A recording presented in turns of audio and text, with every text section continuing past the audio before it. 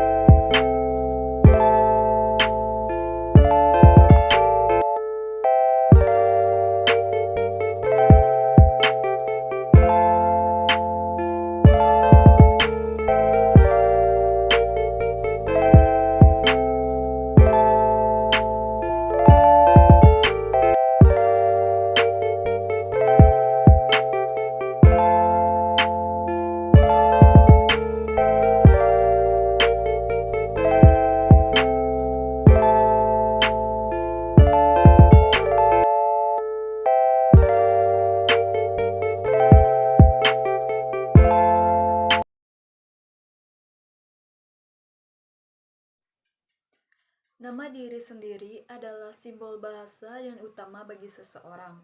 Nama dapat melambangkan status, cita rasa budaya, untuk memperoleh citra tertentu atau pengolahan kesan, dan sebagai nama hoki. Nama pribadi adalah unsur penting identitas seseorang dalam masyarakat karena interaksi dimulai dengan nama dan baru kemudian diikuti dengan atribut-atribut lainnya.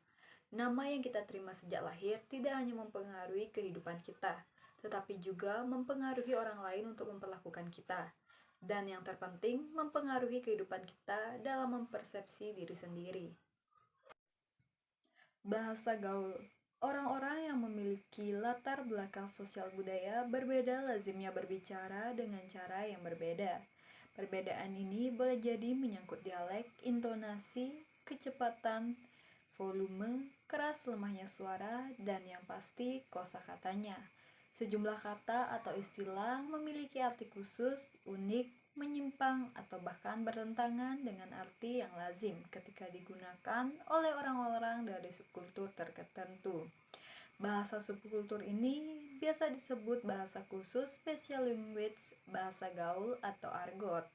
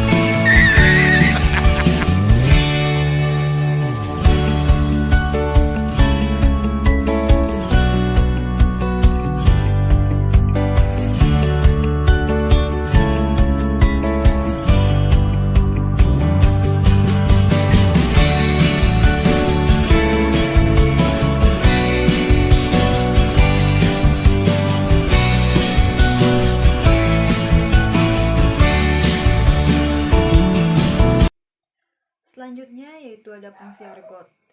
Argot memiliki 3 fungsi, yaitu yang pertama sebagai kontra budaya dan sarana pertahanan diri, terutama bagi kelompok yang hidup di lingkungan yang memusuhi mereka. Mereka akan berkomunikasi menggunakan bahasa gaul yang tidak dapat dipahami oleh orang lain. Dan yang kedua, sebagai sarana kebencian kelompok tersebut terhadap budaya dominan tanpa diketahui kelompok dominan dan dihukum oleh mereka. Dan yang ketiga, sebagai sarana memelihara identitas dan solidaritas kelompok. Argot memungkinkan mereka mengenal orang dalam dan membedakan mereka dengan orang luar.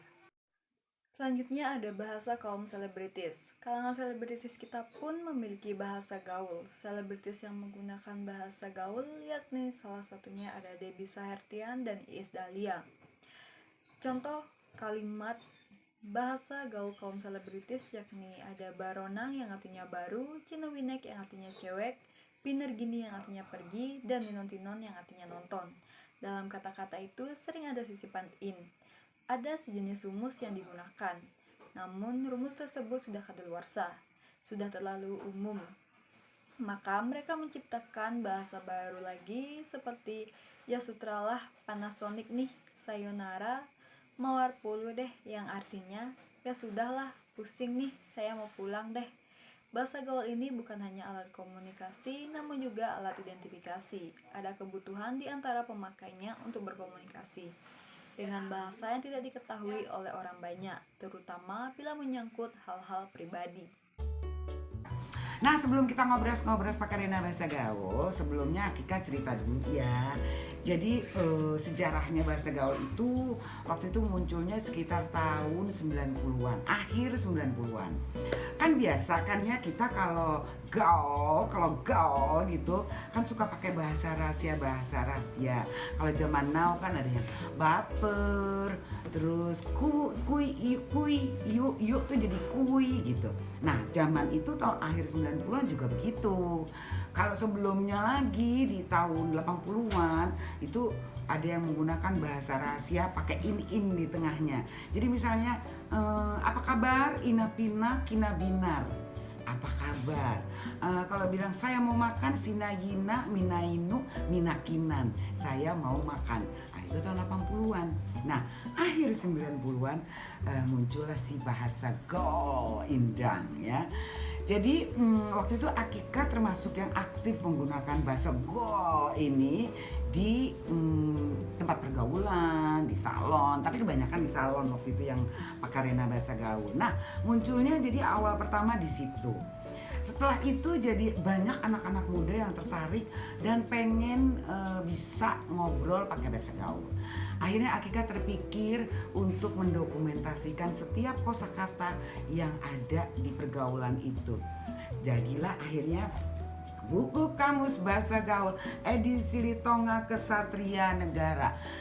Buku Kamus Bahasa Gaul edisi yang ke-1. Nah, ini Akika bikin di akhir 90-an, yaitu persisnya tahun 1999.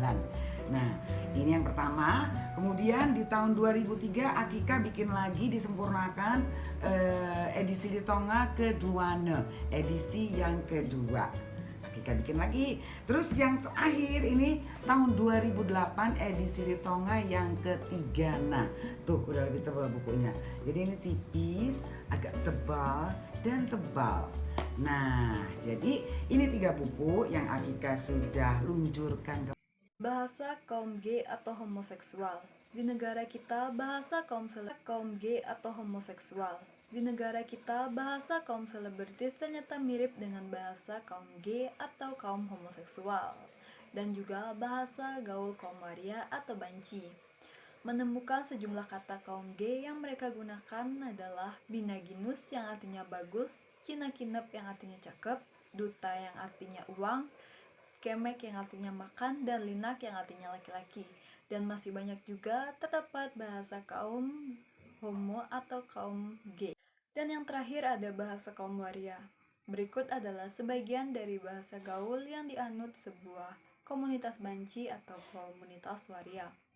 Berikut adalah sebagian atau sejumlah kata kaum waria yang mereka gunakan, yakni ada akikah atau eke yang artinya aku, biskota yang artinya besar, Cakra yang artinya ganteng, Cucuks yang artinya cakep atau keren, Diana yang artinya dia, Dutrax yang artinya duit, dan HIP yang artinya hasrat ingin pipis. Mungkin dalam bahasa kesehatan atau medis, HIP sering diartikan sebagai virus yang mematikan. Namun, dalam bahasa kaum waria, HIP diartikan sebagai hasrat ingin pipis. Baik, sekian yang dapat saya sampaikan. Mohon maaf apabila ada kesalahan kata. Akhir kata saya ucapkan terima kasih. Om Santi Santi Santi Om.